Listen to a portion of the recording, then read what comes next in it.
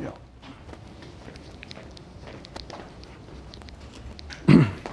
I need a drink.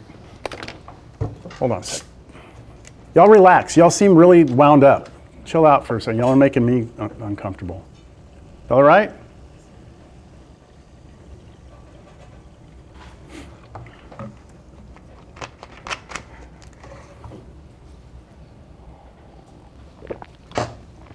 We're going to have fun in here. All right? Promise. Just may not be your definition of fun. All right, so we have our packet. I'll show you that in a second. We have the schedule, which shows exactly what we're going to cover every day in the class. Tentatively, could change. And then files is where, if I want to share anything with you, I'll share through there. All communication with me needs to take place through here. So if you need to send me an email, where is it? Right there, inbox, that's where you go. You bring up the class, you send me an email. All right? So in here is our syllabus. In college, the syllabus is a contract, all right? It is a contract between myself and you. I am agreeing to run the class the way I state in the syllabus. I can't deviate from that unless I let everyone know and change it here. Right? So I can't at the very end be like, hey, the final exam, remember how I said it was going to be 10% of your grade? It's now 50%. I can't do that to you, right? So it's important that you understand what the expectations are. That goes for this class and any class you take. Every class you're in, there will be a syllabus. All right, so it says when we meet, it says my name, very important, cell phone number. Okay, it's not my office number, that's my actual cell phone number.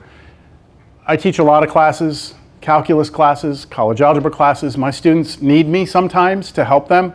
So I don't mind if you text me if you need help with a problem, all right? Send me a picture of the problem, send me a picture of the work, tell me what you need help with, I'll help you. Just make sure you send me the problem, right? So if like you're reviewing for a test, you can't figure out this review problem, send me a picture. Because I might be at HEB. Don't say, hey, I need help on number 4 of the review, because I'm not going to have the review in my back pocket, all right? So we have a visitor. Come on in. So sorry. Oh, it's okay. It's okay. Did you want me to tell them about the math lab, or? How long is it? Yeah. Tell them. Go. Okay, all right.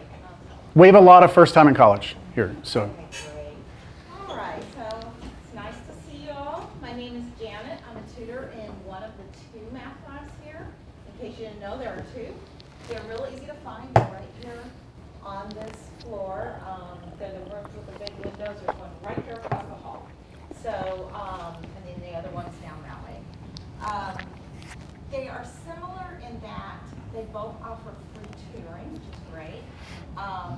316, the one down the hall, is a bigger lab, and that might be where you'd want to go do your homework. If you get stuck on a problem, raise your hand, a tutor come over and help you. Sometimes you see some of your classmates in there. You can work together, whatever you want to do, but or independently. This one over here is 308. Room 308. That's the lab where I work, and there's a lot of other tutors, a couple other tutors in there. That's one-on-one. If you find that you're raising your hand a lot in the other lab, or you get stuck on a concept, you really need some extra help, come in there. You get at least 5 sessions per semester, maybe more, just depending on whether we're real busy or not. You get at least 30 minutes, probably more also. So you don't need an appointment unless when it's close to finals time, you might want to make an appointment, but usually you don't need an appointment. You just walk in, tell them, I need some one-on-one help, and we're there to help you. We also have, the hours are right here for both the labs, and we also offer some limited Zoom hours. Face-to-face is better, but yeah, just either one. The hours are slightly different. We're pretty much here Monday through Friday. Friday half the day. Monday through Thursday is all day from like 8 to 9 o'clock in the evening. So they don't use the graphing calculators in here, right? They won't need them for Okay. here, yeah. Good, then I don't need to talk about that. Let me see if I just, if you need to make up a test, you come into 308. Also, if you think you're in the wrong math class, come to 308, talk to either Jesse or Gabe. I think we've already had a couple people come from this class. Yes. We Yeah. kicked him out of here. Yeah, we were just to get out. Yeah, so just come over and see either Jesse or Gabe, or if you need to advice for next semester, what math class you need to take, come over there and see them because they specialize in that. Any questions? Anything I missed? I know you're getting a lot of information today, so it's kind of information overload, but so if you have any questions, just come into either one of the labs and we'll be happy to help you. And we're there to help. We want to see you in there if you need help. So y'all have a great semester and hope to see you in the lab. Thank you. Appreciate it. Thank you. Bye-bye. Okay, so when you go to a lab for tutoring, you don't even have to go to get help. You can just go in there if you want a space to work in to do math.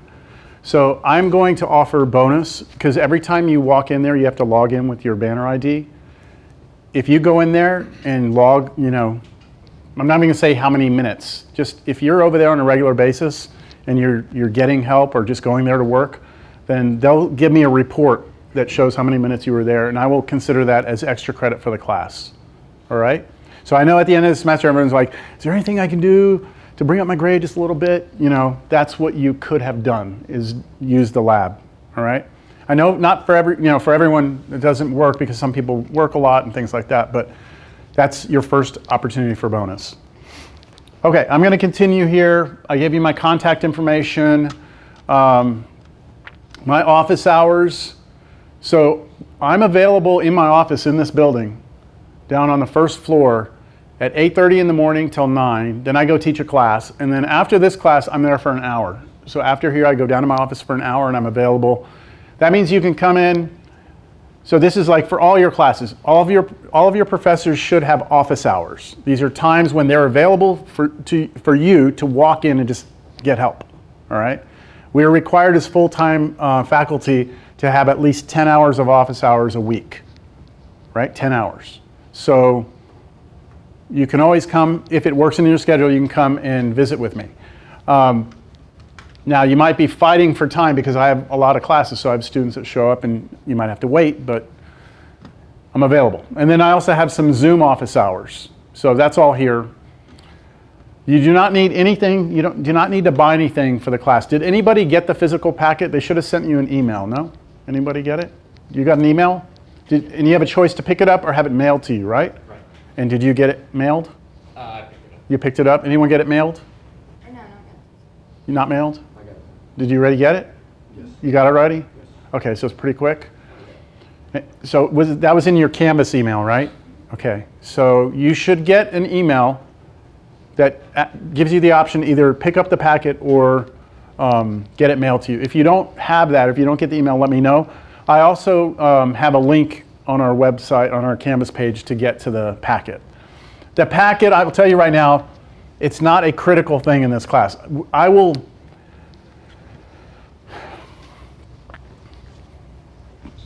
The packet, I have to be careful. I'm on camera, okay? I'm being recorded.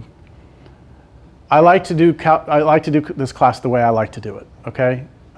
I've been doing this for like 20 years. I like college algebra the way I like it. The packet is there as a tool. You didn't have to pay for it. It's free, so if I don't use it a lot, don't be like, why do we even have this packet? Well, you didn't pay for it, so don't complain about it, please. You do need a calculator, though. You need a basic calculator. This is the TI 30XS multi-view. I'm going to use this calculator in class, so when I'm talking about keystrokes on this calculator, I'm going to be talking about this one. If you have a different calculator, fine. Okay, fine. I'll even come around and help you learn how to use your calculator. You may not use your phone, though.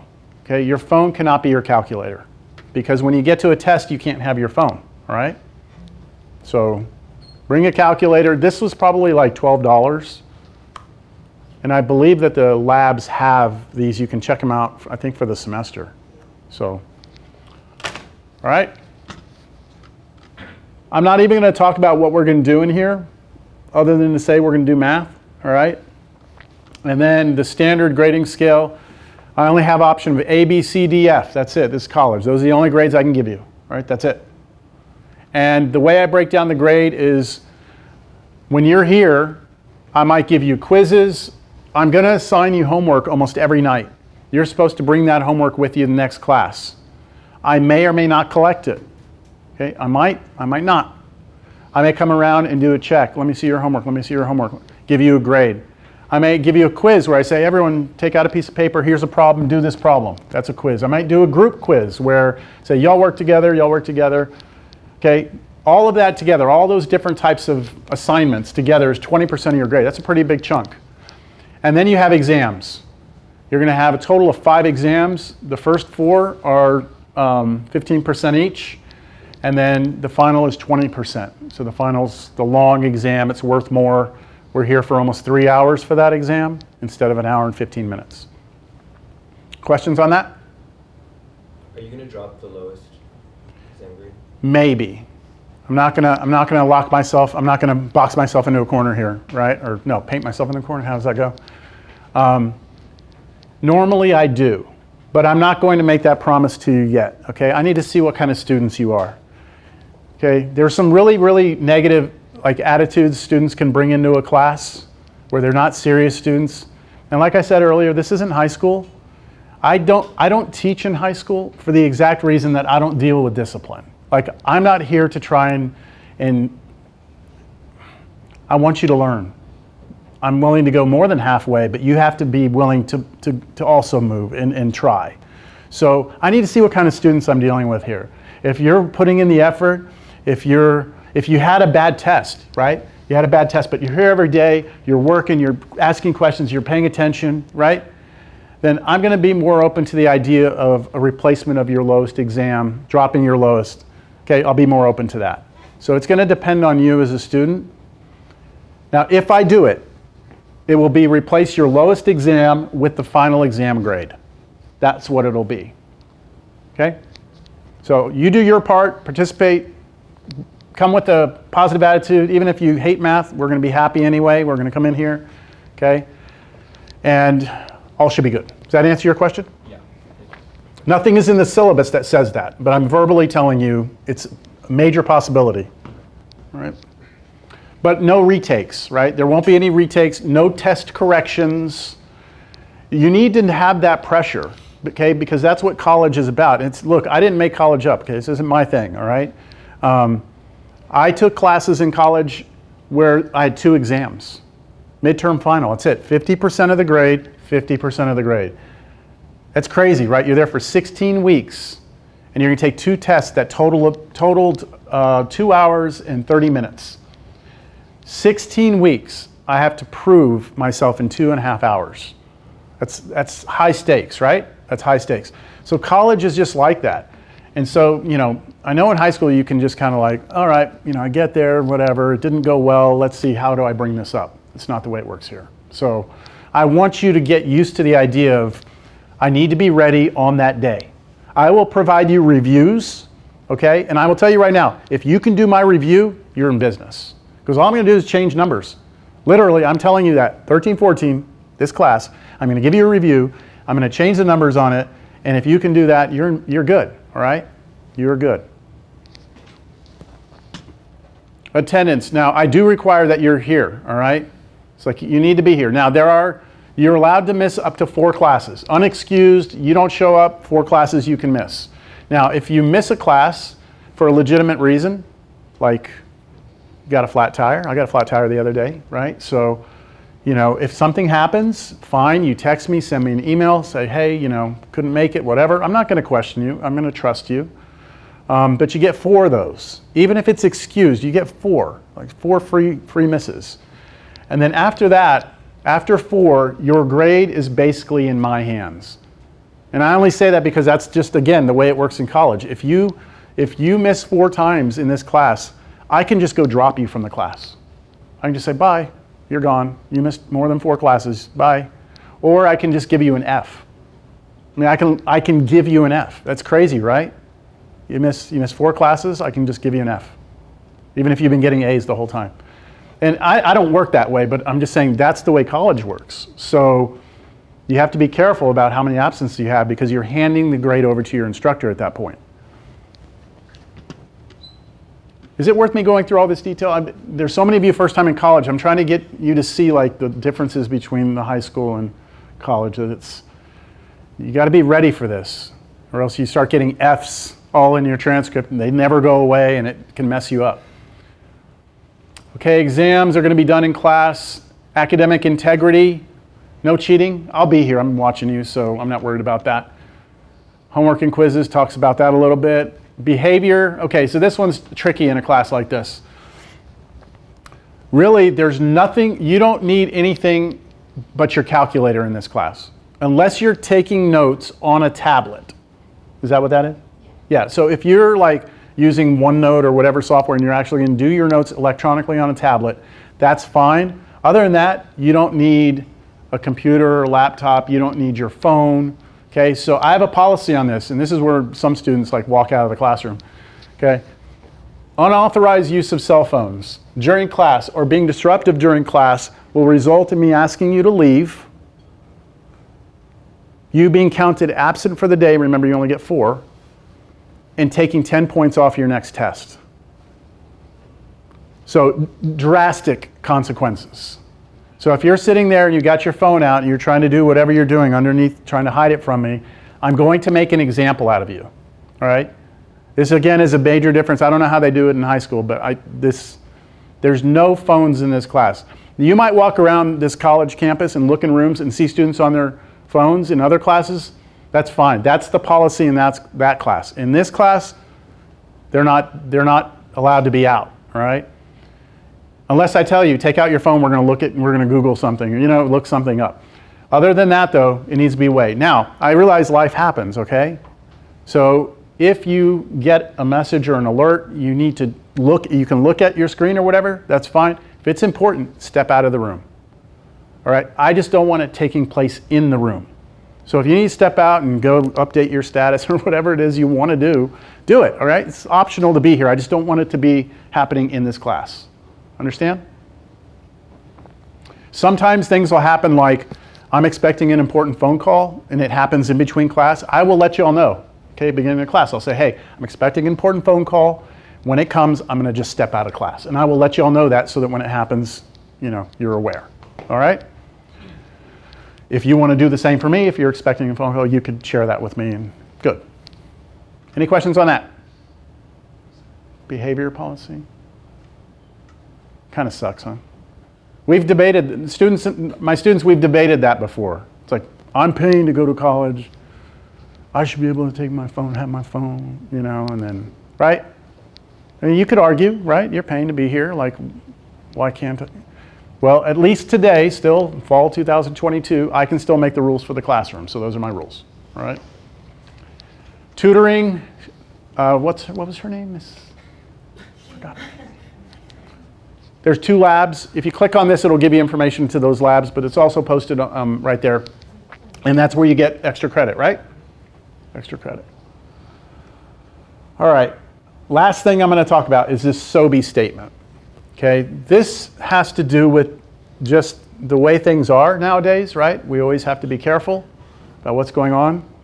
You see something weird, whether it be a student in the class, whether it be someone that you saw in the bathroom, whatever it is, you see someone dragging a duffel bag around, something just seems weird, right? They're out in the parking lot, doing weird shit in the trunk of their car. Something seems off. You need to report it to somebody, all right? So, just go to, me or someone else, let them know, I saw something today, right? Communicate that, right? Which brings me to the next point. Now, I've been saying this since I started teaching here back in 2000s, right? Some of you probably weren't even born. I used to ask my students this back in 2000. I would say, okay, what happens if somebody starts shooting up this place, right? What if we hear gunshots? They'd be like laughing and what are you talking about? Back in 2000, right? Now, this is obviously something we should talk about, right? So what happens if we hear gunshots, right? What are we going to do? So would you all like me to keep the door locked during class? Yes or no? Right now it's not locked. There's a thing covering the thing so it can't lock. So you can just open that door. Do y'all want it like that or do you want me to lock it? How fast can you lock it if you need it locked? I can't. I have to go and I think I have to from the outside put the key in and do something. Yeah, good question. Yeah, there's no like button on this side that I can just switch or flip. Now it's glass, it's glass there. You can see in. If you wanted to come in, you could, but what do y'all think? Come on, y'all. I mean, I'm talking about you and your safety, right? Do y'all want me to lock it or not? I thought all classes were supposed to be locked. Supposed to, and there's no like ordinance or law. Oh, really? No, maybe in high schools, maybe in public school, I don't know, but not here. We don't have at least I have not attended any mandatory training that's told me I have to lock the doors. What do y'all want? Locked. You want it locked? Yeah. Okay. All right, I'll keep it locked. That means if somebody goes and uses the restroom, which you're free to get up and leave and go to the restroom, that, unfortunately, people are going to have to let them back in. And so if you don't like that idea, then next class maybe come sit over here. All right? Okay. All right, so we will lock it. I'll start right now. Can you all? Yeah, right now we have there's this little thing, a magnetic cover. See, it covers it up. So I'm just going to move it up. Hey, what's up, man? Doing good? There we go. We're safe. We're safe now. The illusion of safety. All right, so that's the first thing. We're going to keep that door locked, right? We're going to report something if something seems weird. The next thing is, what are the exit points, right? So obviously there's a door, right? Okay, that's an exit point. How about the windows? What do you think? We're on the 3rd floor, right? We can jump. 3 floors? Is it survivable? Okay, so this is why I do this, all right? This window is a no-go, all right? Well, it's a go, but it's concrete, 3 floors. Maybe you make it, maybe. There's an awning that stops right here, and if you jump out that window, it's probably 12 feet. And then once you're on that awning, you can run to the edge, and then there's another jump, and they're both survivable jumps, okay? So that is an exit point right there, that window. We would have to breach the window though, right? So we would breach that window. I'm not concerned that we wouldn't. See? That's why we have these conversations, right? Because the last thing you want to do is be curled up in the fetal position underneath your desk, and that was always a way out, right? So that's our plan is you do what you want, okay? If we hear something and it's close, you do what you want, right? But my first instinct is going to be to try and open that window and have an exit point right there, all right? Okay. 2022.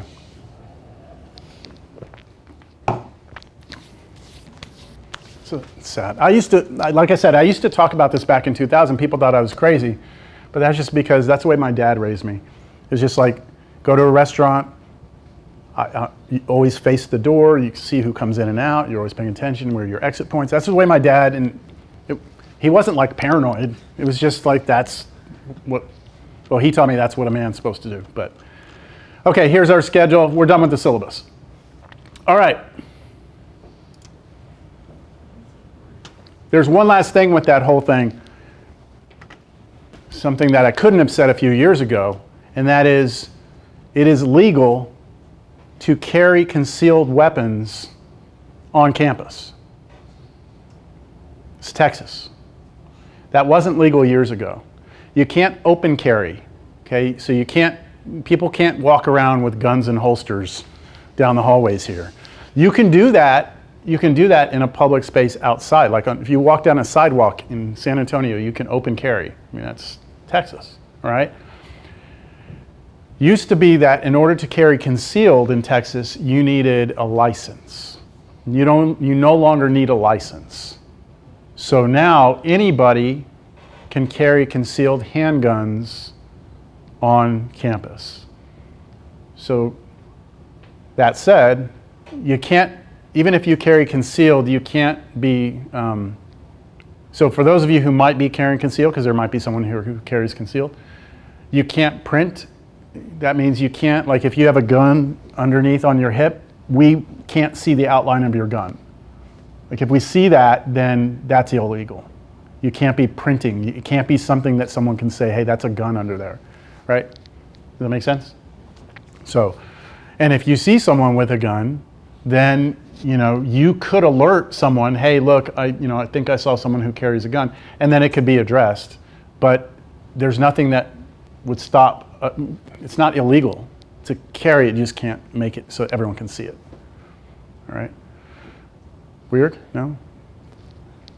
So that said, if we were to hear any sort of active shooter sort of scenario going on, there is a chance that somebody in here is armed. There is a chance, right, that somebody could be.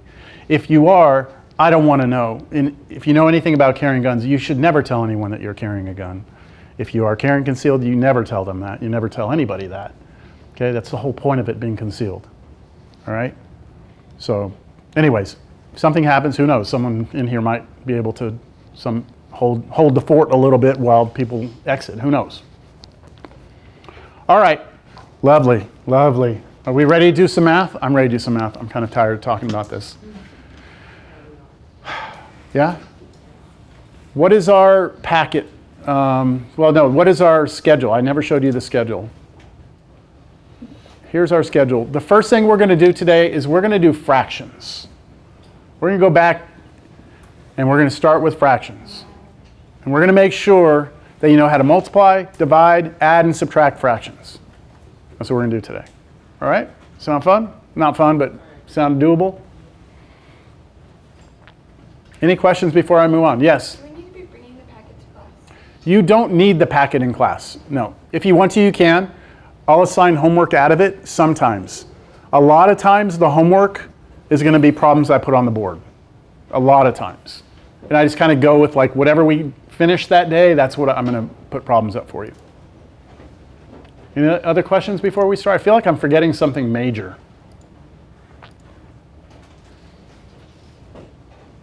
All right, well, let's get down to business. I'm going to put the projector away. Sorry, I got to get by you one more time.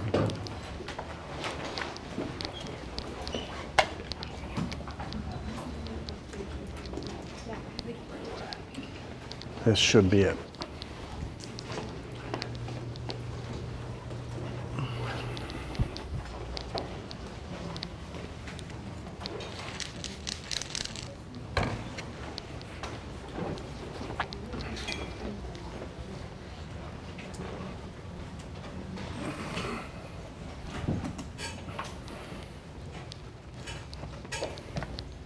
Ready? Make sure I'm recording, yes. So I told you the camera is not going to pick up everything, right? It goes till about here.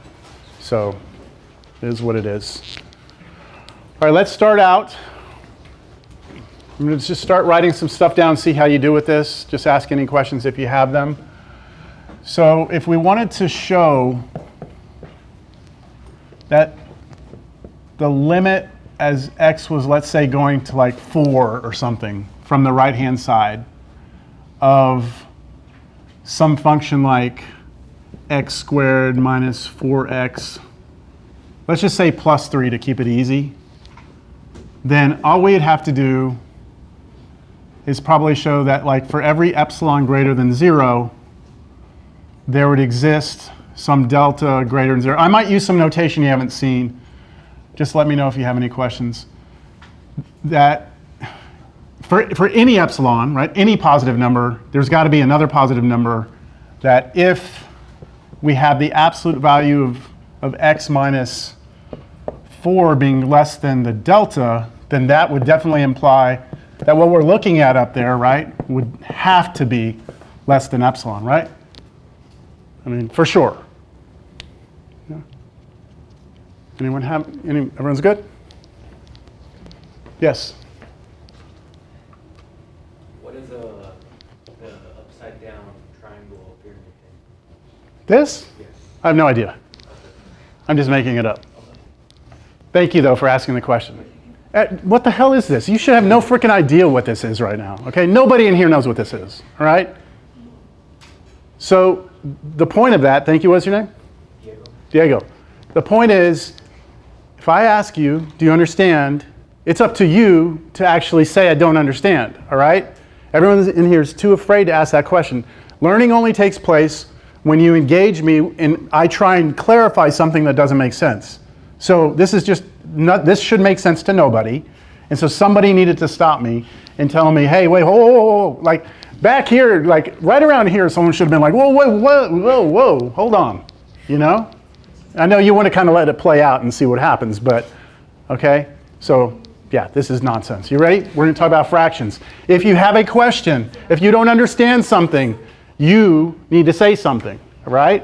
I'm happy to turn around, and I promise you, look, you had a question, right? Did anyone else have a question? Yes. Okay, so when you ask a question, I promise you, someone else in here has that question, all right? And maybe by the end, everyone will feel a little bit more comfortable about, not looking, people don't want to look stupid or something, right? And I promise you, no one's going to leave here and be like, Diego. Diego, this guy Diego in my class, oh my God, Come on, we're here to learn, right? We're here to learn. All right, fractions. So when you're learning numbers, right? When you're learning numbers, fractions come kind of later in the game, right? You first learn about like the numbers 1, 2, 3, 4, 5, and then you learn, oh, there's 0, and then there's negative numbers, and then you make fractions, and so what we want to be able to do, we're kind of like, we're not starting at the very beginning here, but we're starting kind of early. How do we add, subtract, multiply, divide fractions? So first thing we want to do, we're going to actually look at multiplication of fractions. How do you multiply fractions? So this is kind of a subgroup here. So let's start with an example, right? Let's just start with an example. Let's see where we are as a class. So if I gave you the fraction -3 over 4, and I told you to multiply that by 5 over 9, how could you multiply those? Who wants to volunteer? Go ahead. Don't you times the bottom denominators? Multiply the two. Okay, so you call these denominators. The numbers on the bottom are called denominators. The numbers on top are called numerator, right? So you asked me, can you just multiply the denominators, the 4 times 9? Mm-hmm. Sure, I can do that. And that would give me on the bottom what? 4 times 9 is 6. Now look, I understand again that your arithmetic is maybe a little rusty, very rusty. That 9 times 4 might be something you can't do in your head. I understand what I'm working with here, okay? That's why you need this, okay? Because it's got to be quick. All right, so that is right. Now what about the top? What do we do to the top? Multiply again, right? Now I multiply the 3 times the 5. Now what about the negative sign? You can look at this as -3 times +5. And anytime you multiply a negative times a positive, you get